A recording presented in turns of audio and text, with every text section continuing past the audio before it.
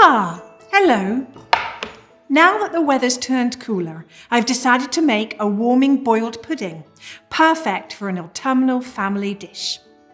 For this recipe, you will need coconut, currants, nutmeg, bone marrow, lemon, bread, and custard. This recipe has a lovely name, Lady Betty's Delight. I don't know who Lady Betty is, and I found it in Creeford's Family Fare, a Welsh cookbook that I use quite a lot. It does have in it fresh coconut, which is quite unusual, so I suspect Lady Betty encountered it on her travels to the East or West Indies or Africa.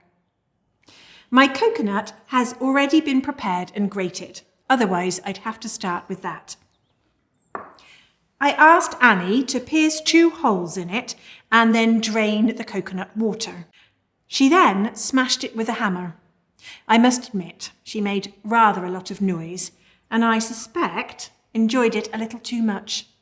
And she also ruined a cloth in the process. I also asked Mary Ann to make a basic custard. That's milk, sugar, and whole eggs. The intention is for the custard to cook again, and it shall set my pudding. I think it's cool enough. I'm now going to prepare the marrow. I hope you weren't thinking vegetable marrow. That would make for a very strange pudding. This is a beef bone, and I'm going to carve out the marrow and chop it. I'm using a marrow scoop, but a spoon and knife would work as well. Marrow isn't used as much as it once was for puddings and pies. Nowadays, people mostly use suet. Marrow is a little different to use. It is soft and doesn't set so firmly. It is mostly eaten straight from the bone, and it's not common to use for cooking, but it does improve the taste. I'm now going to grease my mould. I'm using a charlotte mould, but you could use a pudding basin. I'm going to use a lot of butter. That way my pudding will come out nice and easily, and I will be able to make a pattern with the currants. This is a layered pudding, which is part of its visual appeal. I suppose I could use other fruit, like cherries, but I think it will be better plain and just black and white. Now I'm going to put in my layers. First with the bread.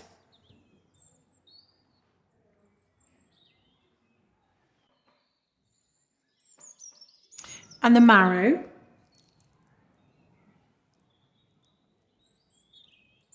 And the currants, which I flavoured a little with nutmeg.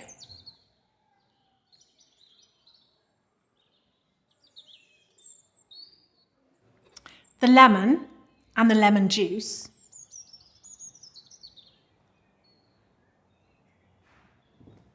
And a little custard.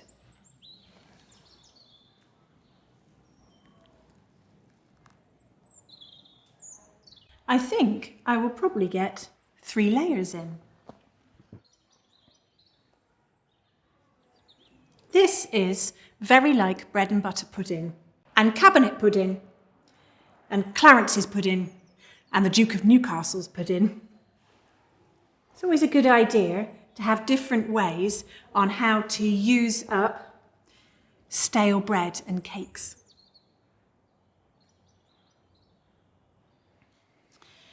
This uses a lot of expensive ingredients, so isn't a particularly common pudding. We do use coconut in the kitchen for curries and ices, and also for rolling small cakes in jam and then coconut. but that's dried coconut. I believe these coconuts come from America, where they've now had some success growing them. But of course they grow all over the world. And I'm told that the trees are useful not just for the fruit, but also for making baskets and thatch. Now all my layers are in. I finished with a final layer of bread. I'm now going to pour in the rest of the custard and let it stand for 20 minutes to soak in.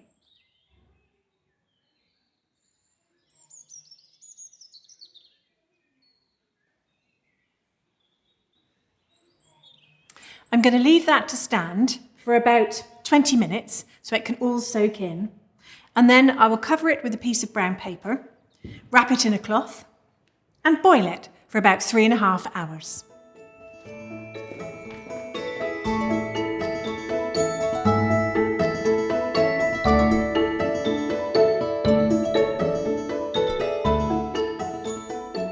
My pudding is cooked well, so I've removed the cloth and let it stand for a few minutes to firm up. Now I'm ready to turn it out.